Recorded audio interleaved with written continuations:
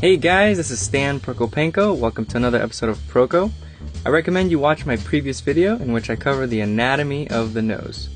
Let's get right to it. So that you can follow along with me, I've included the reference photo I used for this drawing below the video. The lay-in. I'll start my lay-in with the perspective of the major planes.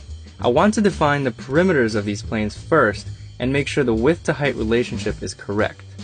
Then I'll define the bottom plane, starting with a rhythm between the nostrils and bottom plane of the ball. Get a rhythm in there to separate the top plane from side planes and connect the nose to the forehead and eye socket by indicating the glabella and brow ridge. The anatomical nuances are subtle and the plane changes, especially around the bridge, are really soft, but I still want to lightly map in the connections between bones and cartilage pieces because it'll help me place the subtle halftones later. Staying light here is very important. Her nose points down, and so the septum will extend further down than the wings. The septum and wings curl in, and so the nostril shape is not just a simple oval, but more of a comma. On the other side, you don't see the inside of the septum, so the shape of the nostril will be defined by the wing and by the front plane. When the light is coming from the top, in this case it's top left, most of the bottom will be in shadow. Mapping in the shape of the shadow along the wings and ball is a key element. Notice this little square shape. That's this minor plane here, which defines the side of the front of the nose, giving it some thickness.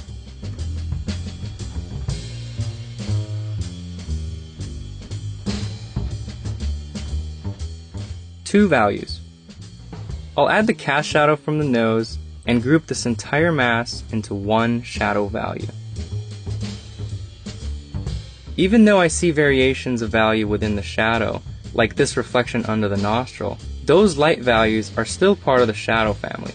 If you isolate these values, you'll see that the reflection in the shadow is much darker than the halftones in the light. To complete the two-value drawing, I'll add the shadow on the inside of the eye socket to define the edge of the nose and glabella. There's a dark halftone above the nostril that's awfully close to being a shadow. In that case, it's up to the artist to decide. You can push it to be part of the shadow or keep it part of the halftones. Personally, I don't want to accentuate this hook shape, and so I'll define the plane change later with the halftones, defining the full value with dark accents. In this drawing there aren't too many dark accents, so this step will be fairly quick. The deep holes of the nostrils receive no direct light and very little reflected light, so they will be very dark. Then, as the septum and wings curl under, there will be some dark in those creases. After adding the dark accents, the rest of the shadows appear too light, so I'll go through one more time and darken a little further. I want to do this before the halftone phase, to open up a larger value range for my halftones. Halftones and highlights. When drawing the halftones of the minor planes, I want to make sure that I don't lose the big picture, the values of the major planes.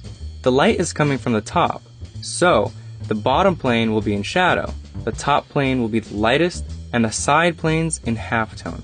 The halftone on the left will be a little bit lighter than the halftone on the right, since the light source is more on the left side of the picture.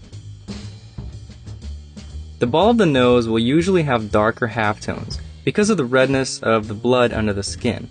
This makes the highlight more prominent on the ball, but it's important not to overdo it. You don't want the highlight to look like a snowflake on the nose. So pay attention to the edges of the highlight and give the edges some variety. Maybe a sharp at the bottom and soft at the top.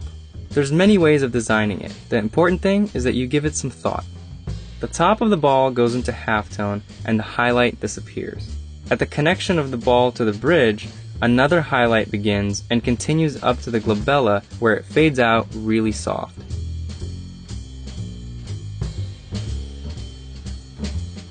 And get some more halftones on the sides.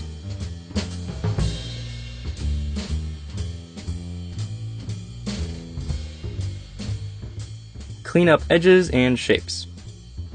I'll go through the drawing one more time and do some cleanup work and define things a little bit better. This stage is about details. I look very closely at every part of the drawing.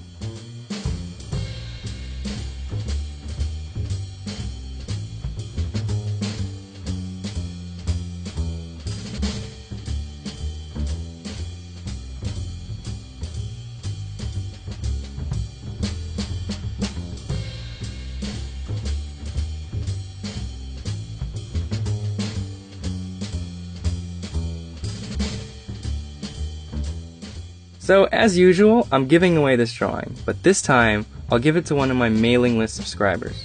If you'd like a chance to win this drawing, go to proko.com and subscribe to the free mailing list to get occasional updates and be notified of new videos.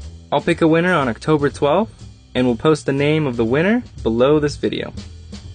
Hey, if you like this video, your friends might too.